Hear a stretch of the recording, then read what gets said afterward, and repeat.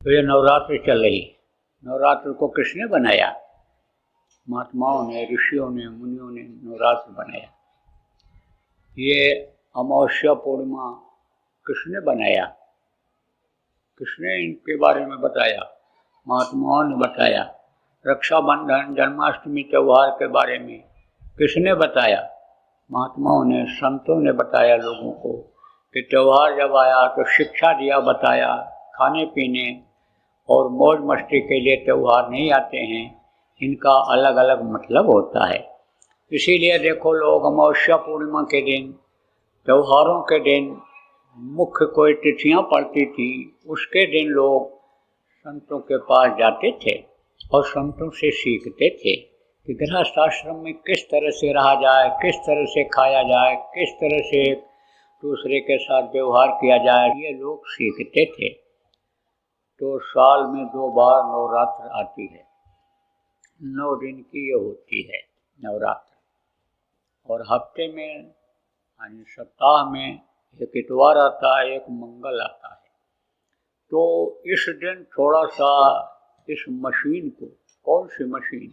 ये जो शरीर की एक मशीन है, जैसे मशीन चलती रहती है और मशीन रुक जाती है, ऐसे ये शरीर रुक जाता है जब कोई कमी आ जाती है। तेल नहीं मिल रहा है, ज़्यादा तेल हो गया और चिकनाहट आ गई मशीन में, तो भी रुक जाती है। तरह तरह से दिक्कतें आती हैं, जैसे आदमी के बनाई हुई मशीन में है, ऐसे ही खुदा भगवान जिनको कहा गया, उनकी बनाई हुई इस मनुष्य शरीर रूपी मशीन में, इसमें भी दिक्कत आ जाती है। कहते हो चल नहीं पाते हैं, सिर में दर्द है, दस्त आ गया, कमजोरी आ गई, कहते हो आँख से दिखाई नहीं पड़ता है, हाथ से कुछ उठाने की ताकत नहीं रह गई। तो ये सब क्यों होता है? इसीलिए होता है कि यह मशीन काम नहीं करती है।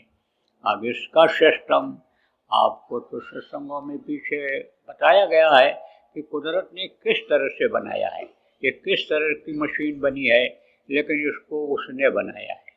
ये मशीन जो है आपकी, यानी ये मनुष्य शरीर को आदमी नहीं बना सकता है। तो इसके बारे में जिनको जानकारी रही संतों की, जो अंदर और बाहर दोनों देखते हैं, आप तो केवल इस शरीर को बाहर से देखते हो आँख कान मुँह, और वो अंदर से देखते हैं कि इसका क्या सिस्टम है। जैसे मिस्त्री होते हैं, मैकेनिक होते हैं, इंजीनियर होते हैं, बाहर की मशीन को तैयार करते हैं, तो उनको वो लोगों को बताते हैं कि ये गाड़ी तुमने खरीदा है, इसकी सर्विसिंग होनी चाहिए, इसकी धुलाई होनी चाहिए, इसकी सफाई इतने समय पर होनी चाहिए, और जब इसमें कोई पुर्जा खराब हो जाए तो इसको इस तरह से बदल देना चाहिए। ये सब वो बताते हैं, सिखाते हैं जो जानकार होते हैं। इसी तरह से यानी आपको समझने की ज़रूरत है कि नमक की मात्रा कब ज़्यादा होती है, यह लोगों को नहीं मालूम है। डॉक्टर कहते तो हैं कि नमक यानी समझो कि कमी हो गई, नमक की अधिकता हो गई। कोई नमक बंद करा देता है, कोई नमक यानी समझो कि कहता है कि खाओ, कोई कहता है कि मीठा बिल्कुल बंद कर दो, कोई कहता है थोड़ा सा मीठा दोगे तो ताकत आ जाएगी। तो तरह तरह से जैसे इस शरीर के यानी मशीन से देख करके अंदर के जानकार, और बाहर से नब्ज को पकड़ करके, चेहरे मोहरे को देख करके डॉक्टर यानी बताते हैं कि भाई तुम ऐसा करो। तो अब आप ये समझो कि वो कब बताते हैं? कब बताते हैं? जब तकलीफ हो जाती है और आप जाते हो, तब आपको टेस्ट कराते हैं, तब आपको देखते हैं, उनके पास मशीन है, उसको नाप करके देख करके तब बताते हैं। और महात्मा अंदर देखते ही बता देते हैं कि ये तकलीफ है, ये तुमको है, लेकिन तब तक समय निकल जाता है। तकलीफ आ गई और रोने लगा, भोगने लगा, तो फिर बताने का और कहने का मतलब क्या रह जाएगा? तो तकलीफ में कमी हो जाए, तकलीफ आवे ही नहीं, इसीलिए महात्माओं ने ये नियम बना दिया कि भाई इतवार के दिन एक समय खाओ और मीठा भोजन खाओ। मीठा का मतलब ये नहीं है कि 2 किलो चीनी डाल करके और जो है तुम भोजन को खा लो कि शुगर की बीमारी बढ़ जाए, इसका मतलब ये नहीं है। मतलब ये है कि नमक मत खाओ, मंगल को कहा कि नमक मत खाओ। देखो सूर्य ग्रहण होता है, चंद्र ग्रहण होता है, तो ये पहले के विद्वान लोग जो थे बताने आते थे घर घर कि ग्रहण लग रहा है, और ये माताएं बच्चों को बताती थी कि ग्रहण लग रहा है, इतने समय से इतने समय तक रहेगा तो तुमको उसमें भोजन नहीं करना है, पानी नहीं पीना है। सूर्य ग्रहण में सूर्य के किरणों पड़ने न पावें, मानी गर्भवती महिला के ऊपर यानी कोई खाने पीने वाली चीज़ों पर किरणें पड़ने न पावें, उसका असर यानी छाया में भी हो तो वहाँ नहीं जाना चाहिए। गीली चीज़ों पर असर ज़्यादा होता है, मुलायम चीज़ों पर असर ज़्यादा होता है, गर्मी ठंडी का किसी भी चीज़ का असर होता है तो उसको कहते थे ख़त्म कर दो, रखो ही नहीं, रखो भी तो खूब ढक करके रखो, उसका असर वहाँ तक पहुँचने न पावे, बताया करते थे। तो इन सब चीज़ों का वैज्ञानिक असर होता है। देखो ये शरीर कैसे बना आपको नहीं पता है, सूर्य और चंद्रमा से ही बना है ये शरीर, यानी समझो कि जो तत्व पैदा हुए हैं इन्हीं से पैदा हुए हैं। ये देखो जो हवा है, पानी है, जमीन है, आसमान है, ये जो 5 चीज़ें हैं, जल पृथ्वी अग्नि वायु और आकाश, इससे ये शरीर बना है। जब देखो वायु की अधिकता हो जाती है, आप तो समझो श्वास जल्दी जल्दी चलने लगता है, श्वास की कमी, हवा की कमी हो जाती है तो दम घुटने लगता है, तो ये समझो ये इन चीज़ों की शरीर को ज़रूरत पड़ती है, तो इनसे शरीर की रचना हुई है, ये शरीर बना है।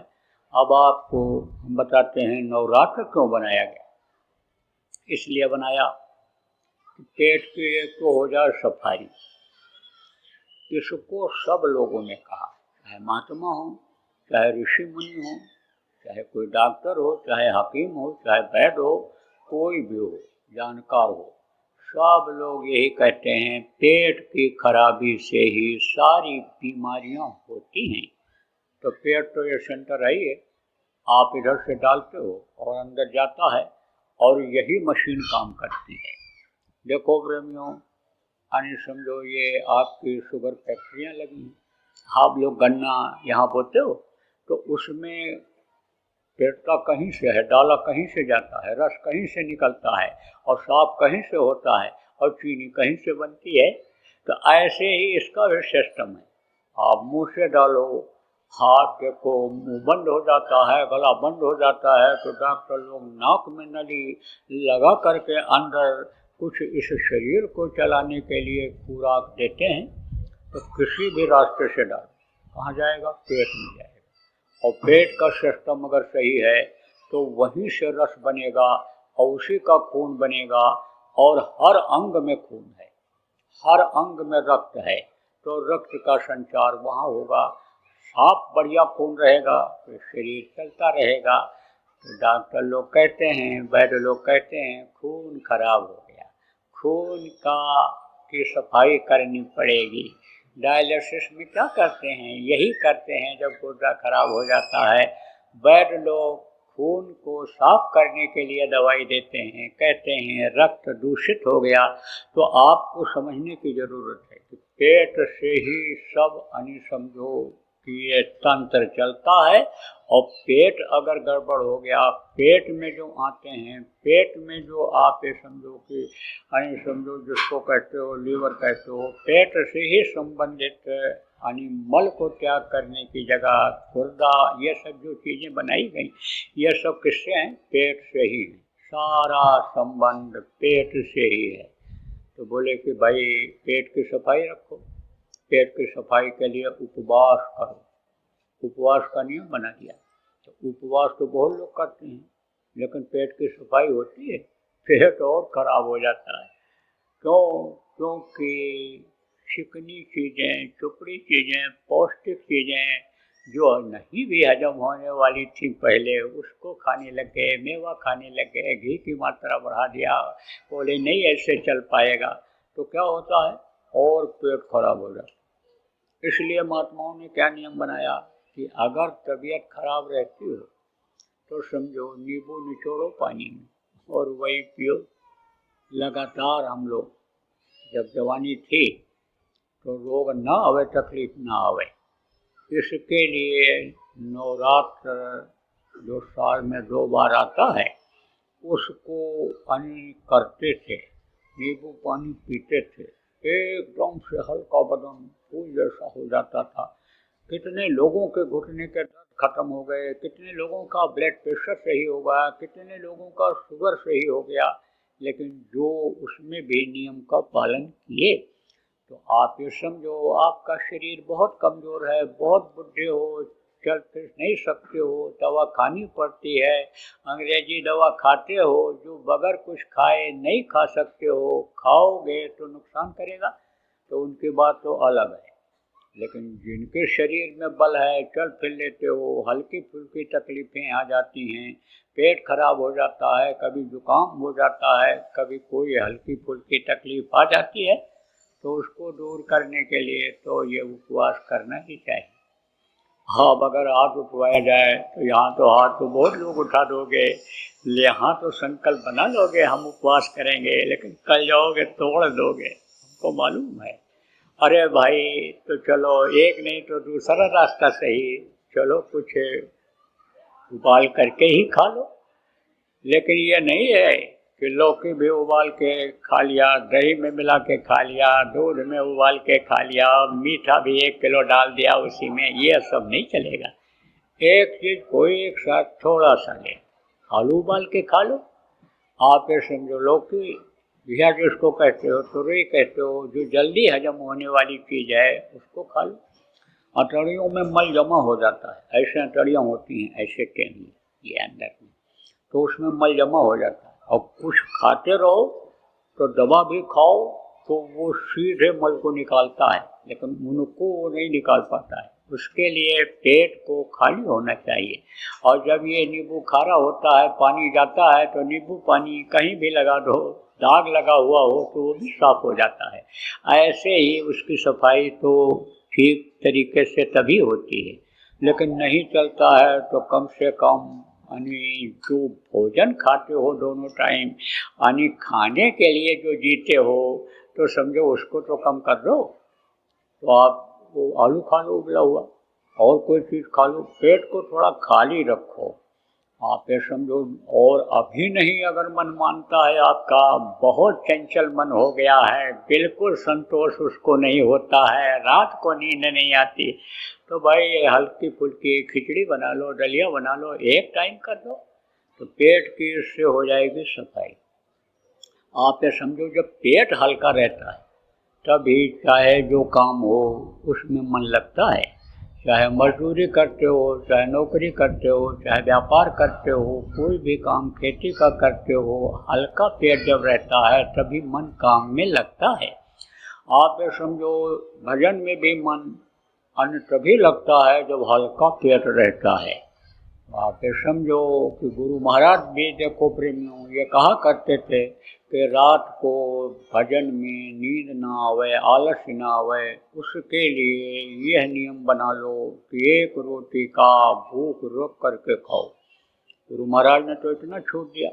पहले के तो महात्मा लोग बोले 1 टाइम खाओ, कहा 1 आहारी सदा व्रतधारी, 1 नारी सदा ब्रह्मचारी। आ गया ब्रह्मचारी की शक्ति, ब्रह्मचारी की शक्ति उसके अंदर बराबर बनी रहती है कि जो 1 नारी नियम और संयम के साथ रह करके बच्चा पैदा करता है वो ब्रह्मचारी रहता है।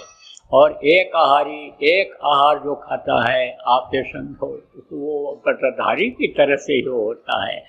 तो गुरु महाराज को इतना छूट दे दिया कि चलो भाई 1 आहार नहीं कर सकते हो तुम, 1 आहार से तुम्हारा नहीं चलता है, तो 1 रोटी का भूख रख करके खा लो कि जिससे आलस्य ना आवे, नींद ना आवे, भजन में मन लगे। तो हल्का पेट रहना ये जरूरी होता है कोई भी काम करने के लिए। तो ये 9 दिन की नवरात्र क्यों होती है, इसमें समझो कि ये जो दुश्मन है, किसके दुश्मन, इस सूरज के दुश्मन। सूरज किसको कहते हैं? जीवात्मा को। आप जो नए लोग आए हो आपको जीवात्मा के बारे में भी बता दें। परमात्मा के अंश जीवात्मा इन्हीं दोनों आँखों के बीच में बैठी हुई है। आप ये समझो वही पूरे शरीर को चलाती है, पूरे शरीर को। अब ये कहाँ की है? ये उस प्रभु के पास की है, जिसको लोगों ने सतलोक कहा, जिसको अविनाशी लोक कहा, जिसको सचखंड कहा, जिसको समझो कि सतलोक कहा। तो ये वहाँ की है। ये किसकी अंश है? वहाँ के जो मालिक हैं, सत्पुरुष हैं, वो उनकी अंश है। उन्होंने इसको भेजा है। कहाँ भेजा था? इधर मृतलोक की तरफ भेजा था, यानी एक मौज उठी थी, इसको भेजा था। तो ये आकर के यहाँ फंस गई, ये बंधन में बंधती चली गई। आपको पुराने लोगों समझाया गया, स्थूल शरीर या आपका, इसके अंदर लिंग शरीर, इसके अंदर सूक्ष्म शरीर के कारण से, तो कारण शरीर में ही बंधती शुरू हो गई ऊपर से, और फिर उसके बाद सूक्ष्म शरीर में बंद की गई, और फिर उसके बाद में आप समझो कि लिंग शरीर में बंद की गई, फिर कारण शरीर में बंद कर दी गई। जैसे समझो कि अंदर ये शरीर है, अब इस पर बनियान पहनो तो पतला रहता है, शर्ट पहनोगे तो वो और मोटा हो जाएगा, स्वेटर पहन लोगे स्वेटर तो और मोटा हो जाएगा, यानी और कोट पहन लोगे तो और मोटा हो गया। तो अब ये शरीर आपका 4 कपड़ों में बंद हो गया। ऐसे यानी समझो उसी तरह से ये जीवात्मा 4 शरीर में बंद हो गई। अब कोई कहे कि जल्दी से तुम नंगे हो जाओ, पहले कोट उतरेगा, स्वेटर उतरेगा, और फिर उसके बाद में फिर शर्ट उतरेगा, फिर बनियान उतरेगी, तब तो नंगा होगा। ऐसे ही ये जीवात्मा, ये परमात्मा की अंश, ये बंद हो गई। अब यह और किस्में किस्में बंद हुई। कैसे? इस तरह से उन्होंने बंधन में इसको बांधा। आप ये समझो कि ये काम, क्रोध, लोभ, मोह और अहंकार, ये क्या है? ये बंधन, इनको 5 नाग कहा गया। इसी में देखो बंधे पड़े हुए हो। काम की वासना में आप ये समझो उसको पूरा करने में के लिए परेशान रहते हो दिन भर, और उसके लिए काम करते हो। क्रोध आ जाता है, इसकी वजह से यानी समझो कि आपके सामने परेशानी आ जाती है। लोभ बढ़ता है तो मृगतृष्णा की तरह से दौड़ते रहते हो, उस प्रभु को भी नहीं समझ पाते हो, उसको भी भूल जाते हो।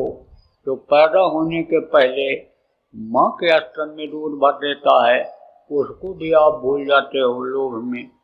और मोह इतना व्याप्त हो जाता है कि गुरु को भूल जाते हो, परमात्मा को भूल जाते हो, मोह में इस तरह से जकड़ गए हो। और अहंकार ये विनाश कर दे रहा है। तो आपको समझने की जरूरत है, इन चीज़ों को उभारने के लिए यानी ड्यूटी लगा दिया उन्होंने। किसने लगा दिया?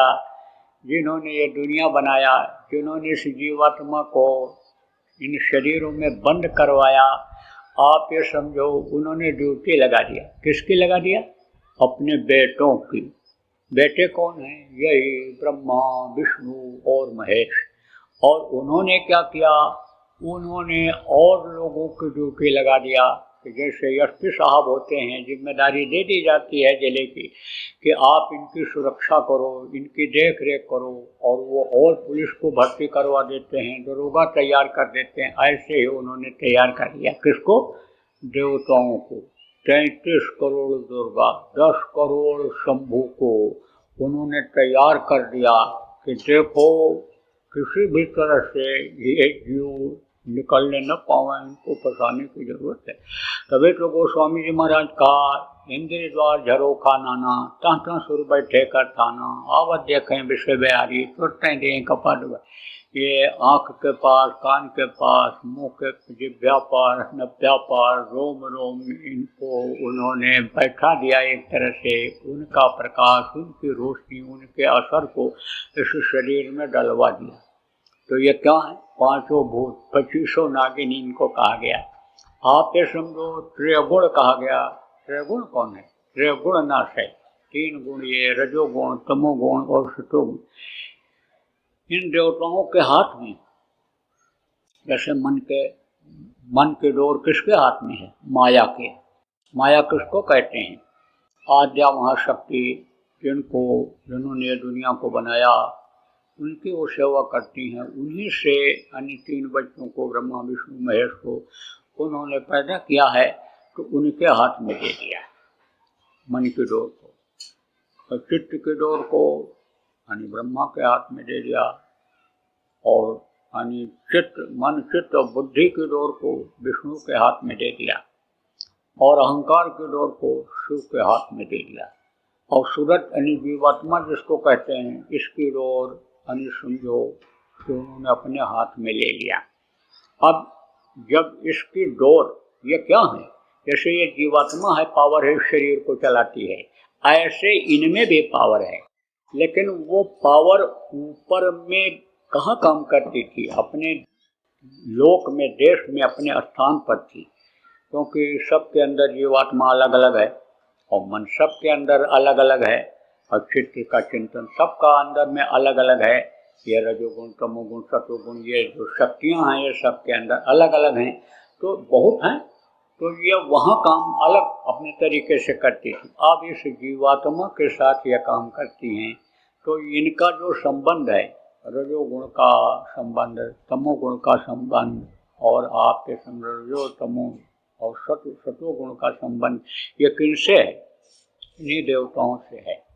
और ये शक्तियाँ जो आई हैं, ये उनसे नहीं उत्पन्न हुई हैं, ये वही त्रिकुटी से ही चल पड़ी हैं, जहाँ से ये वेदवाणी, और जहाँ से ये समझो कि आकाशवाणी जिसको लोगों ने कहा, जहाँ से ये उतरी है, जिसको उस वक्त पर लिख दिया था ऋषि मुनियों ने कि यह आवाज़ ऊपर से उतरी है, यह आयतें उतरी हैं, इसका नियम बन गया, उसी का तो वेद बन गया, उसी को अनि समझो भागवत में पंडित कर दिया, बाद में लोगों ने उसी से कृष्ण भगवान ने गीता का निर्माण कर दिया। नियम वही है, उनमें भी सब संयम और नियम सब यही चीज़ें लिखी हुई हैं, लेकिन अब लोग पढ़ नहीं पाते हैं, समझ नहीं पाते हैं, कर नहीं पाते हैं, इसीलिए लोग नियम के, प्रकृति का जो नियम है, भगवान का जो नियम है, उसके खिलाफ काम करते जाते हैं, और फिर उनको सजा मिल जाती है।